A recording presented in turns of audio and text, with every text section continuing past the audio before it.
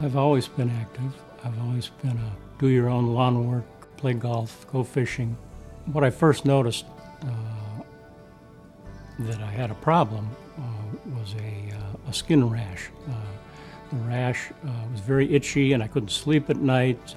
My VA doctor took one look at me and said that I was jaundice, my eyeballs were yellow, and that I probably had a liver problem.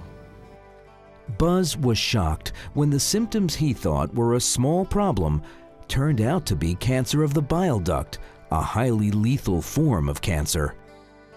Bile duct cancer, or cholangiocarcinoma, which is its medical name, is a rare cancer. There are only about 3,000 cases a year in the United States. It's a cancer that originates in the bile ducts, or kind of the plumbing system of the liver, and can be difficult to diagnose because it occurs in a part of the body that's hard to image. The 5-year survival is probably on the order of somewhere under 20%. Because of the location of the bile duct, it can be difficult to safely remove the disease surgically, even if it has not spread. But a new protocol being utilized at the University of Michigan is bringing hope to some patients: liver transplantation for bile duct cancer. Historically, transplant has not been thought to be a great treatment for cancer. And the reason for that is if you transplant someone at a point when the cancer is more advanced, the anti-rejection drugs, which suppress the immune system after transplant, are kind of like gasoline to cancer. So any microscopic cells anywhere in the body related to that cancer will kind of grow like wildfire after transplant. What we've learned in recent years is that if you select patients very carefully and find the patients who have locally advanced disease that's not resectable, but disease that is not spread elsewhere, those patients can potentially be helped by transplant.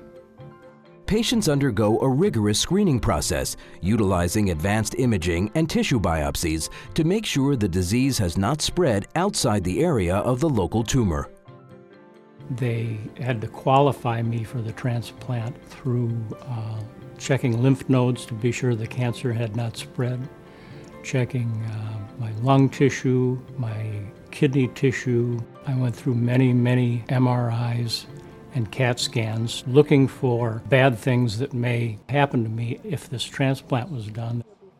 Patients are then treated with chemotherapy and radiation to destroy any errant cancer cells, retested to make sure the cancer has not spread, and then listed for transplant.